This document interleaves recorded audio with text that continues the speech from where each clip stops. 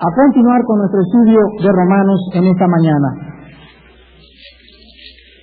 Nos quedamos en el capítulo 1 y vimos en el primer mensaje el Evangelio de Jesucristo. ¿Qué cosa es el Evangelio? Vimos en el segundo estudio que Jesucristo fue declarado Hijo de Dios con poder, versículo 4, según el Espíritu de Santidad por la resurrección de entre los muertos. Y vimos también la clase pasada que la base del cristianismo, ¿en qué está basada? ¿En dogmas? ¿En una iglesia? ¿En una organización? Las bases del cristianismo tienen su raíz ¿en qué? En la resurrección de Jesucristo. En la resurrección de Jesús, porque si Él no hubiera vuelto a vivir, nosotros no tendríamos ninguna esperanza. La diferencia entre los cristianos y los religiosos es que el religioso tiene su fundamento de su fe ¿en qué cosa? En lo que le ha enseñado la Iglesia, en sus tradiciones, en sus dogmas. Pero nuestra fe, nuestra como hijos de Dios, está en un hecho histórico, en la resurrección de Jesucristo entre los muertos. Y a continuación dice el versículo 4, versículo 5, que no solamente Cristo fue declarado con poder Hijo de Dios, sino que por quien también, o sea, el mismo que fue levantado de los muertos, por quien recibimos la gracia y el apostolado, para la obediencia a la fe en todas las naciones, por amor de su nombre. Es importante que nosotros aprendamos en esta mañana que Dios el Padre está aquí, arriba, después tiene un canal que es su Hijo Jesucristo, y después nosotros estamos abajo, entre el Padre y entre nosotros está el Hijo de Dios. El Hijo de Dios es el puente de nosotros que nos acerca al Padre. El Hijo de Dios es el canal de bendiciones de nosotros hacia el Padre y del Padre hacia nosotros. Y el Padre no le va a dar nada a la Iglesia si no es a través de su Hijo Jesucristo, para que el Hijo sea honrado igual que como el Padre es honrado. Entonces todas las bendiciones que nosotros recibimos, las recibimos a través de Jesucristo, el Hijo de Dios. Por quien, dice Pablo, es a través de Jesucristo, por quien nosotros hemos recibido dos cosas. Y en primer lugar Pablo menciona la gracia. Aquí la palabra gracia es la palabra griega charis, C-H-A-R-I-S, y significa un regalo no merecido. Un regalo no merecido. Ahora bien, esta gracia es importante que nosotros la entendamos.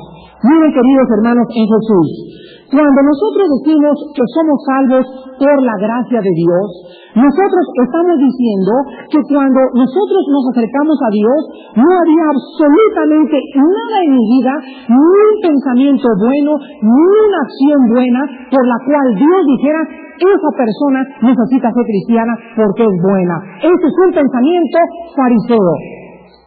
Cuando nosotros venimos a Jesucristo, todos nosotros veníamos sucios. Todos nosotros veníamos como limosneros espirituales y nos paramos enfrente de la cruz y le dijimos, Señor, recíbeme y acéptame en la condición pecaminosa en que me encuentro.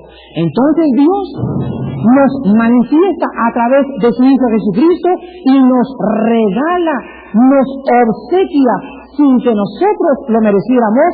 ¿Qué cosa? La salvación. Porque por gracia sois salvos, Efesios 2, 8 y 9, por medio de la fe. ¿Qué fue lo que ejercitamos para recibir esa gracia? Creer en Jesucristo y en su obra en la cruz del Calvario. Ahora bien, cuando nosotros recibimos a Jesucristo y recibimos la gracia de Dios, ya somos salvos. Ayer en el desayuno hubo aproximadamente como 90 decisiones.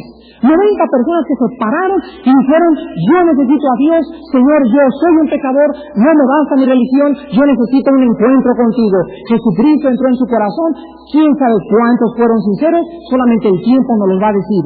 Pero recibieron a Cristo como su Salvador, pero de ahí en adelante van a descubrir algo tremendo. Ayer fue un día de mucha emoción, están contentos y felices y se dan cuenta mañana y pasado mañana que les siguen gustando las muchachonas. Se dan cuenta el que tomaba ayer que todavía sigue sintiendo atracción hacia el alcohol. siguen sintiendo atracción hacia las películas pornográficas. Y luego se preguntan estos nuevos cristianos, pero si ya recibí a Cristo. Y estas personas creen que en el momento que reciben a Cristo ya no necesitan absolutamente nada de Dios. Ahora bien, después de que recibes a Cristo, necesitamos seguir recibiendo, ¿qué cosa? Su gracia. Necesitamos seguir recibiendo su gracia todos los días, porque la gracia no salvífica, no es la que nos salvó. La gracia santificante es el poder que recibimos de Dios para hacer su voluntad. Apúntenle lo que están tomando nota.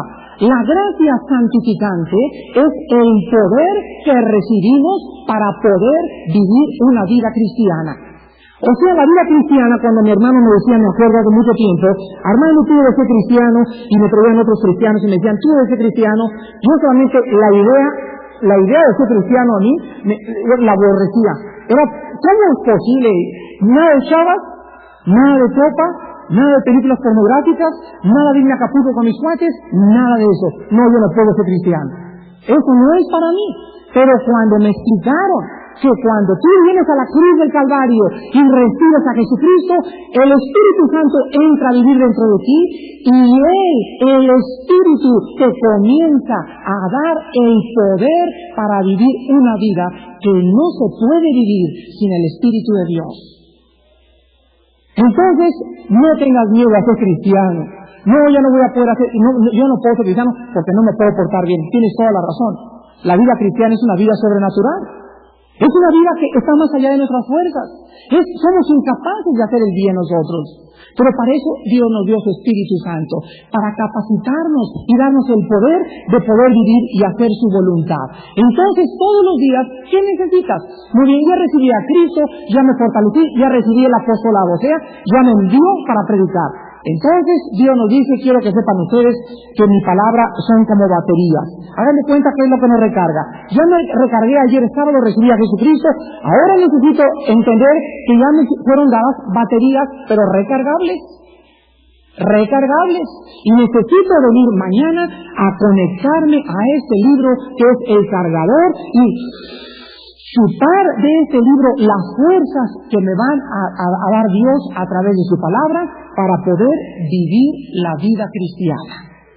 Los cristianos que en esta mañana se encuentran caídos y que se encuentran tristes y que se encuentran viviendo en pecado, su problema es que no están recargados. No van a estudios. ¿Usted cree que una mamila aquí el domingo les basta? Una mamila que toman aquí el domingo. Y entre semana ya queremos avisarles que estamos haciendo ya listas con las casas donde están los estudios bíblicos para que toda la congregación no tenga ninguna excusa de no asistir a un estudio bíblico. Todos aquí tenemos que estar involucrados en estudios bíblicos. Entonces vean ahora 2 de Pedro capítulo 1, cómo el apóstol Pedro nos arroja más luz acerca de lo que estamos diciendo. 2 de Pedro capítulo 1, dice el apóstol Pedro en el versículo 3 al 4,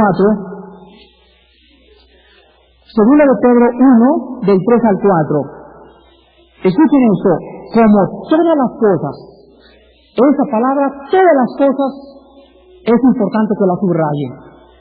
Todas las cosas que pertenecen a la vida y a la piedad nos han sido dadas. Vean que el tiempo está en pasado. Todo lo que pertenece a la vida cristiana ya nos ha sido dada por su divino poder. Ahora, ¿cómo recibimos todas las cosas de la vida cristiana? Escuchen, mediante, o sea, ¿quién es el canal?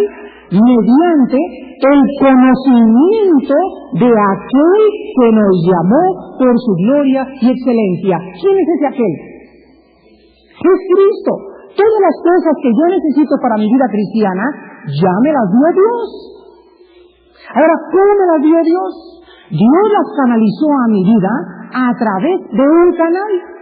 Se encuentran las cosas de la vida cristiana en el conocimiento de Jesucristo. Y Cristo es la Biblia, y la Biblia es Cristo. Aquel verbo fue hecho carne. Y esta palabra que tengo aquí en mis manos, esas letras que están aquí en este libro, es el Espíritu de Jesucristo. El día que yo descubrí eso, que la Biblia, cuando yo abría la Biblia, yo estaba enfrente de Dios, y cuando yo estaba enfrente de este libro, era Dios el que me estaba hablando, mi vida cambió y tomó otro significado. Ahora continúa Pedro diciendo, mediante el conocimiento de aquel que nos llamó por su gloria y excelencia, y dice, por medio de las cuales nos ha dado preciosas y grandísimas promesas, para que por ellas llegáramos a ser participantes de la naturaleza divina. ¿Quién nos pone en contacto con Dios? Sus promesas. Cuando yo vengo a la Biblia y hago esas promesas, las apropio a mi vida, yo estoy participando de la misma naturaleza de Dios. Es la Biblia la que me imparte la vida. Mis palabras, dijo Cristo, son espíritu y son vida. Entonces hay una nueva vida en ti, hermano, y en mí también, y tiene que ser alimentada. Vean Primera de Pedro ahora, regresen atrás, 2:2. Primera de Pedro 2:2. Desead como niños recién nacidos la leche espiritual no adulterada, para que por ella crezcáis para salvación. Hermanos nuevos en Jesús, ¿qué cosa nos va a hacer crecer en Jesús? ¿Qué cosa? ¿Quién es la leche espiritual? Es la Biblia. Ella es la que nos da el crecimiento. Ella es nuestra mamila. Ella es nuestra botella. Ella es la fuente de nuestro poder. Aquí se encuentra en este libro todo lo que Dios nos quiere dar. Antier, estoy muy contento porque llegaron a mi casa unos testigos de Ceballos en Cuernavaca. Como nos han visitado, qué barbaridad. Y vienen de 2 en 2 cada 3-4 horas. Y llegó la señorita y llegó con una visita. Y pues nunca traen la Biblia, jamás la traen. Y entonces lo primero que les dije fue porque no traen la Biblia. Me dijeron porque está prohibido por el gobierno. Y les dije, ¿cómo si ustedes no le rinden culto a la bandera o no dan honor a la bandera? Y entonces se rebelan contra el gobierno, pero sí obedecen al gobierno para no traer la Biblia. No me pudo contestar la muchacha. Pero antes de que siguiera adelante, acuérdense que cuando alguien llegue a tu casa y les toque la puerta, siempre hay una pregunta que hacerles para reconocer si son cristianos. Y cuando alguien llega a tu puerta y te toque, y aunque traiga la Biblia, la pregunta que tú le tienes que hacer es la siguiente. De acuerdo a la creencia de ustedes, ¿cómo se obtiene la vida eterna? No les diga la salvación porque no creen en la salvación ellos. No les digas el cielo porque te dicen que está aquí en la tierra y te muestran la mitad de los versículos para mostrarte que está aquí en la tierra. Diles, ¿cómo se obtiene la vida eterna? Y la señorita testigo de Jehová me contó y me dijo, mire, eso es algo que nadie sabe. Cuando muramos vamos a poder saberlo. Y entonces yo le contesté, ¿cómo vienes a ofrecerme algo que tú no tienes? ¿Cómo vienes a decirme que el pastel de queso y que yo te compre pastel de queso cuando me dices que cuando tú te mueras te lo vas a comer? Entonces la muchacha se sacó así como de onda y comenzó a preguntarle a la visita y tiene un manual, sacó de la bolsa un manual y a ver, de acuerdo a esa pregunta, ¿qué debemos de contestar? Y le dice, mira, el Espíritu Santo, dice en 1 Juan 2, nos enseña todas las cosas y nosotros tenemos la unción del Santo. Tú no necesitas ese manualito para poder contestar cuando yo te estoy preguntando. Total que la persona se dio cuenta que la salvación no podía ser por medio de las obras, era un regalo de Dios. Ahora, cuando nosotros enfrentamos a esta clase de sectas o a esta clase de personas, vamos a encontrar también entre los mismos cristianos que hay cristianos que creen que la salvación se puede perder. Y son hermanos nuestros en Jesucristo. Esto se llama teológicamente la teología de Arminio. Se llaman arminianos. A ellos pertenecen los pentecostales y los hermanos carismáticos. Ahora nosotros, cuando platiquemos con esos hermanos nuestros y alguien te diga que la salvación se puede perder, lo único que tú tienes que decirle es lo siguiente: si la salvación se pudiera perder, hermano en Cristo, entonces sería por obras, porque nos las estamos ganando. Tú me estás diciendo que mientras nos portemos bien, no la vamos a perder. Entonces requiere y depende del mérito humano y no de la gracia de Dios. Hermano carismático, hermano pentecostal, ¿tú sabes lo que significa la palabra gracia? La palabra gracia, mi querido hermano, significa que no lo merece. Entonces, si se perdiera, entonces le quitaríamos a Dios la gracia y ya no sería gracia de Dios. Y claro que van a sacar versículos para mostrarte, porque con la Biblia puedes apoyar y defender cualquier doctrina. Los testigos la usan, los mormones la usan, todo el mundo la usa, pero la usan fuera de su contexto, sin tomar en cuenta todas las demás partes de la Santa Palabra. Entonces regresamos a Romanos, y dice el apóstol Pablo: Cristo es el canal por el cual recibimos la gracia.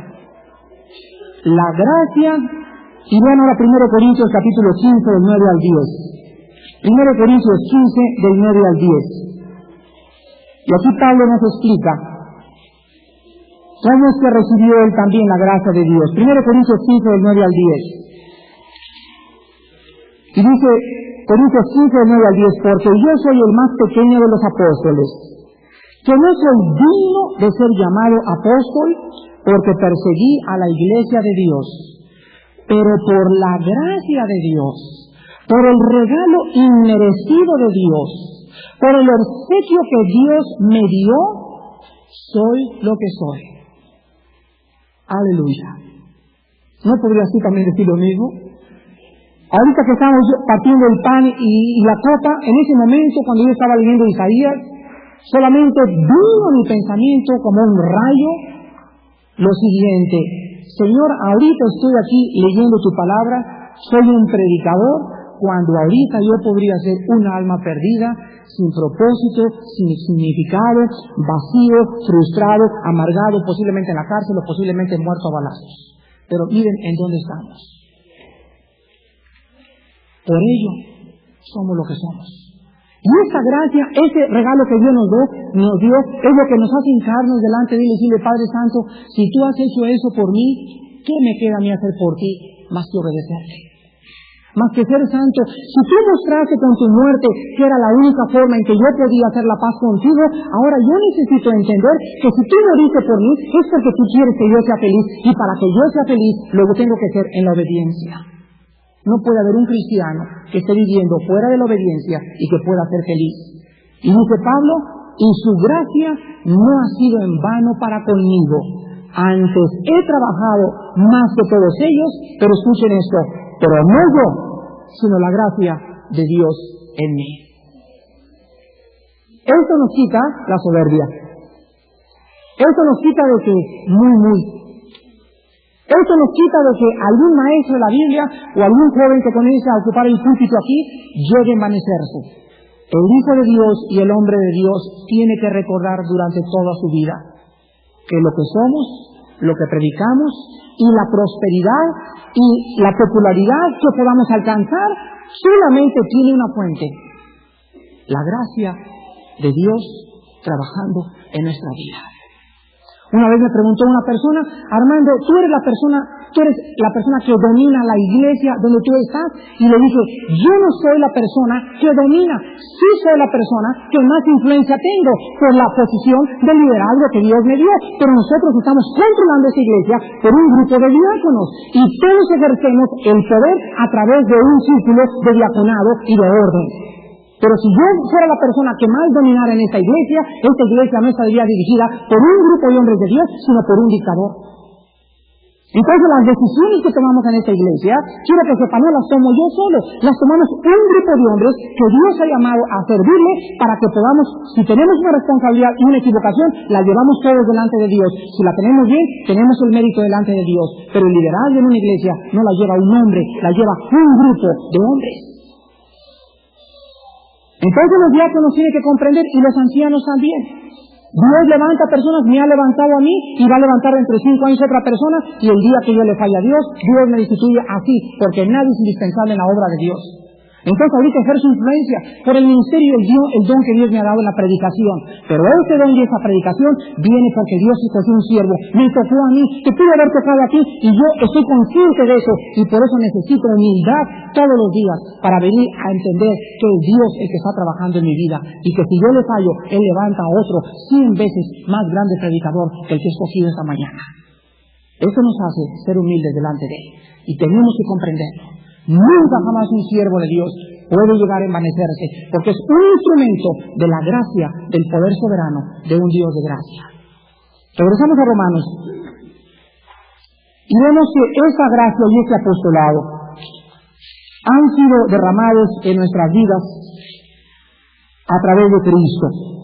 Si ya vimos que la gracia viene a través de Cristo y que Cristo es el canal para recibir también, pues yo tengo que estar con Cristo todos los días en comunión, ¿no es cierto? Entonces, si tú no tienes comunión ni devocionales con Cristo, tú no puedes vivir en gracia. Tienes la gracia salvífica, la que te salvó, pero la gracia santificante, el poder que necesitas todos los días no lo tienes. Por eso vives frustrado, sin paz, con problemas, con miedos, con temores, porque no vives recibiendo la gracia a través de Jesucristo. Y dice que no solamente recibimos la gracia, sino también el apostolado. ¿Qué cosa es la palabra apostolos? ¿Alguien se acuerda? La palabra apostolo significa enviado a una comisión. Ahora, todos los cristianos tenemos un apostolado. A mí Dios me escogió para ser predicador. A Mauricio le escogió para ser predicador, a José Luis le escogió para ser maestro de la Biblia, a ti te va a escoger para barrer bancas. A otros nos va a escoger para ir a hospitales con dementes, a otros nos va a escoger para ir a hospitales con retrasados mentales, a otros nos va a escoger para fundar una organización. Yo dije a mi esposa, ella tiene el don de la organización, mi esposa, y de estar organizando y moviendo a las damas. Ese es su don, trabaja en ese don, desarrollalo, empeñate en ese don. Pero todos tenemos apostolados, o sea, una forma de servir a Dios. No quieran, hermanos, tener todos el mismo don de predicador. No quieran tener el don de que si una hermana va al hospital con los retrasados mentales y ella te diga, ya ves, yo sí tengo amor por los retrasados mentales. Discúlpame, tú lo tienes porque te dio Dios el apostolado, pero a mí Dios no me ha llamado a esta comisión. Todo nos ha llamado Dios a diferentes áreas y no todos somos el pie, no todos somos la nariz. Entonces no quieran todos ser la nariz ni ser el ojo, porque entonces no habría distinción ni variedad en el cuerpo. Es el problema con nuestros hermanos carismáticos. Quieren que todos hablemos en lenguas. Y la Biblia dice, ¿hablan todos en lenguas? ¿Son todos apóstoles?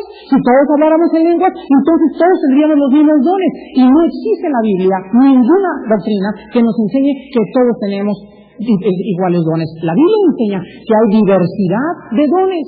A uno les es dada la palabra de profecía, al otro el don de lenguas, al otro el de la etcétera, etcétera, pero todos somos diferentes. Querer empujar los mismos dones que tú tienes a otras personas es salirte de la palabra de Dios. Es querer que todos seamos pie cuando la Biblia enseña lo contrario. Entonces el apostolado también lo recibimos a través de Jesucristo. ¿Ya conoces tú tu apostolado? Me daría mucha tristeza que alguien me dijera, hermano, tengo aquí 2 años en esta iglesia y no estoy ni de diácono, ni de decano en los desayunos, ni en Vida Nueva para Mujeres. Yo siempre quiero hacer un desayuno, pero nunca fui con Marilena o con la señora Dulce a decirles, ¿en qué puedo servirlas? ¿Puedo estar yo en la mesa? ¿Me pueden dar 25 boletos? ¿Puedo yo llevar postres al hospital? Pero nunca se interesaron en participar en la iglesia. Por eso nunca encuentran su apostolado. ¿Cómo vas a descubrir para qué sirves si no estás trabajando en las cosas más pequeñas? Hermanos, involúcrense en la obra, involúcrense con Vida Nueva, involúcrense en los desayunos, involúcrense, señoras, con Vida Nueva. Traigan una persona a este café, díganle en qué pueden ayudar, pero descubran su apostolado, por favor. Porque si lo descubres vas a ser bien feliz. Es lindo descubrir, Dios mío, no lo sabía yo, pero me paré en el desayuno y yo era una persona muy tímida y de repente di un testimonio y me di cuenta que dije palabras inefables y sentí un poder del Espíritu de Dios y alguien se convirtió. Oh Dios, gracias, lo descubriste en el desayuno. ¿Qué sirve? Para maestra. Pero ¿cómo lo puedes descubrir si no te involucras? Es Cristo el que nos da ese apostolado. Ahora dice en el versículo 4, ahí mismo también, versículo 5 y 6, y por quien recibimos la gracia del apostolado, pero ¿para qué recibimos la gracia del apostolado? O la forma de servir, para la obediencia a la fe en todas las naciones por amor de su nombre. Dios nos llama a obedecer lo que hemos oído. Vean ustedes Romanos 16, 26. Romanos 16, 26. Pero que ha sido manifestado ahora y que por las escrituras de los profetas, según el mandamiento del Dios eterno, se ha dado a conocer a todas las gentes. ¿Para qué cosa? Para que obedezcan a la fe. Vean Santiago capítulo 2. Esta es una época en la que están saliendo libros acerca de la fe. Hay un señor que ha sacado un libro y donde en este libro él publica que la fe es visualizar, fíjense lo que él dice, visualizar lo que tú quieras y lo tendrás. En otras palabras, si tú visualizas una iglesia con 5,000 miembros, tú tendrás una iglesia con 5,000 miembros. Si tú visualizas un carro Cadillac con tapones de oro y con toda su cubierta de plata, tú tendrás ese Cadillac. Vivimos una época donde está penetrando a la iglesia pensamientos, ¿y saben de dónde viene todo esto? ¿De dónde creen que venga? Vienen de las filosofías orientales. Se llama misticismo. Y están mezclando ahora el cristianismo con el misticismo. Y están llegando al grado de creer realmente que un cristiano puede pedirle a Dios lo que quiera y Dios se lo dará. ¿Saben ustedes cómo se llama? Esto se llama convertirnos en dioses. El día que yo visualice y lo que yo quiera obtener por medio del poder de mi mente lo tengo, entonces, ¿en dónde está Dios? ¿No es acaso Dios el canal por el cual nos concede las cosas y la condición para que nos las conceda es que si pedimos alguna cosa conforme a su voluntad, Él nos la va a conceder? ¿Será la voluntad de Dios antes de pedirle que yo tenga ese Cadillac? ¿Será la voluntad de Dios que yo tenga una congregación de 5,000 miembros? ¿Será la voluntad de Dios que yo tenga o que tenga la sanidad? ¿Cómo sabes tú que es la voluntad de Dios? Para torcerle la mano a Dios y convertirte en Dios y decirle a esa persona, sé sana sin saber la voluntad de Dios. Padre Santo, no se haga mi voluntad, mas tu voluntad. Pero ahora esos versículos ya se escondieron y ahora después hablo contigo. Quiero esto y esto y esto y esto. Y allá se ve la voz y te dice, oye, yo estoy aquí al mando. Yo estoy aquí tratando de que tú entiendas qué es lo que yo quieres que yo sepa. Pero ahora estoy olvidado de eso. Una vez me decía una persona, Armando, ¿por qué muchas veces públicamente en tus mensajes descubres a personas? Y les quiero decir una cosa, quiero que lo entiendan muy bien. El cristianismo es un juego. Y cuando en el juego que estamos viviendo alguien públicamente publica públicamente por medio de libros o predicaciones públicamente una herejía, yo públicamente la tengo que refutar. ¿Escucharon eso? Si alguien viene y me dice, oye, alguien en la iglesia trae una herejía por ahí, yo voy en particular y hablo con él en privado. No lo reprendo públicamente. Pero si él públicamente predicó esa herejía, yo tengo que refutarlo públicamente porque el daño se hizo públicamente. Tenemos que entrar al juego. Si estoy al aire, ahí voy al aire yo también. Si veo por ahí un libro en alguna librería y encuentro una herejía escrita por un cristiano, yo tengo públicamente a mi iglesia que decirle, el libro más hereje que he leído es La Cuarta Dimensión del Dr. Polcho. Es basura ese libro. Públicamente lo tengo que decir. ¿Por qué? Porque está infectando las mentes de miles de personas. Han pervertido la fe. Esa no es la fe de Cristo. Él enseña aparte de eso que las mujeres pueden ser pastoras. Ese es el colmo ya del liderazgo en la vida cristiana. Entonces entramos públicamente al juego y públicamente le decimos a la gente, esta persona y esta persona están convirtiéndose en herejes y estamos puestos para defender el Evangelio de Jesús. Y con mi vida he de defender hasta la última gota de mi sangre el día que yo sepa que alguien públicamente predica algo en contra de mi Señor y de la palabra, porque debemos de contender ardientemente, dicen Judas, por la fe una vez dada a los santos. Nuestra vida tiene que estar de por medio antes de que alguien públicamente comience a decir cosas que no están en la palabra de Dios. Hay aquellos, de veras, que hemos entrado en este juego y están entrando a este juego con doctrinas que están pervirtiendo aquello que Dios ganó con su propia sangre. Vemos entonces aquí en Santiago capítulo 2, versículo 7, que el apóstol Santiago dice, no blasfeman ellos el buen nombre que fue invocado sobre vosotros. Pero en versículo 17, así también la fe, si no tiene obras, es muerta en sí misma. Pero alguno dirá, tú tienes fe y yo tengo obras. Muéstrame tu fe sin tus obras y yo te mostraré mi fe por mis obras. ¿Tú crees que Dios es uno? Bien haces. También los demonios creen y tiemblan. Mas quieres saber, hombre vano, que la fe sin obras es muerta.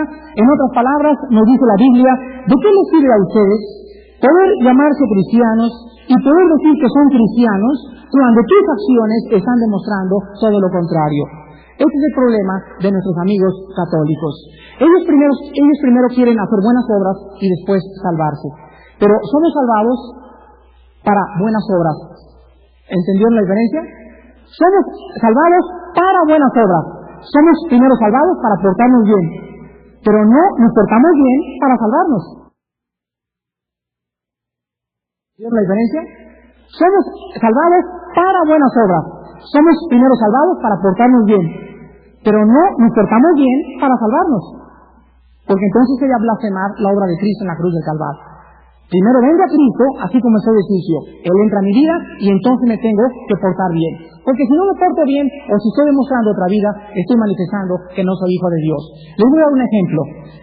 Yo veo un cristiano que se acaba de convertir en desayuno ayer, ya dejar de tomar, no. De 6 meses o un año, ya deje discoteca, deje vino, deje todo. Tenemos que darle tiempo. Pero si sabemos, fíjense ustedes la diferencia de alguien que ya tiene 1 año o 2 años y sigue yendo a discotecas y sigue tomando y sigue fumando y sigue viviendo en adulterio, el tal no es cristiano. Vean 1 Juan. No eres cristiano, aunque vengas los domingos, aunque vayas a los estudios bíblicos, tú no has nacido de nuevo porque tu vida no ha cambiado. Dios nos ha llamado a cambiarnos, a transformarnos, a ser diferentes. Y si no eres diferente, no has recibido el Evangelio de la gracia santificante del Dios vivo. Dice en 1 Juan capítulo 4,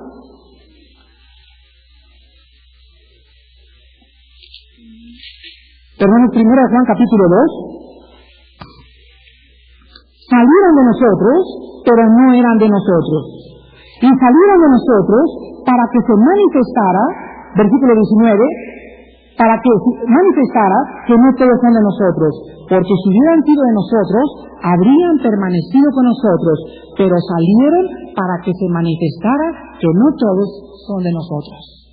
En otras palabras, hay veces que llegó un cristiano, fíjense cómo torcemos la palabra, ¿verdad? Llegó un cristiano y se salió de una iglesia y entró a esta iglesia. Y en su iglesia le dijeron que no era cristiano y le citaron este versículo. Estaban torciendo la escritura. El hermano no salió de otra iglesia para venir a esta iglesia, salió de otra iglesia, no para irse al mundo, sino para ir a otra iglesia. Entonces, él no está refiriéndose a eso, la palabra de Dios. Cuando aquí un cristiano se sale de la congregación y se va a otra iglesia, gloria a Dios, es obra del Espíritu Santo. Nosotros no podemos intimidar a la gente y decirle, mira, si te veo en otro estudio, no regresas a la iglesia el domingo. ¿Por qué? Porque es obra del Espíritu Santo. Esto se llama intimidación, se llama manipular a la gente, y no podemos hacer eso. Es obra del Espíritu Santo. Si Dios te pone en tu corazón y dice a tu iglesia, hermano, tiene nuestras oraciones toda la vida. Vete a donde el Espíritu Santo te ponga, pero no podemos intimidar ni manipular a la gente, porque sería enseñorearse y sería amenazar a los cristianos. Y hay iglesias que amenazan y dicen, si vas a ese lado, ya no regresas a esta congregación. ¿En qué se basan para decir eso? Ahora, si yo supiera que alguno de ustedes se me va con los mormones o se va con los testigos de Jehová, yo les prometo que los voy a ir a corretear. Los voy a corretear y los voy a ir a sacar de ahí. Voy a hacer lo posible por ir a sacarlos de ahí. ¿Por qué? Porque están con el diablo. Y el buen pastor su vida da por las ovejas. Pero si se van a otra iglesia, que sea cristiana, carismático, pentecostal o como quieran llamarle, váyanse con nuestras bendiciones. El Dios el que los ha llevado. No por eso ya te voy en la calle, ay, ya no estás en mi iglesia, ya no te hablo. ¿Por qué? Eso sería, repito, intimidad. Entonces Juan es bien claro diciendo, los que se salen para regresar al mundo. Ven ahora segunda de Pedro. Ahí antes de Juan, regresen unas hojas para atrás y está segunda de Pedro.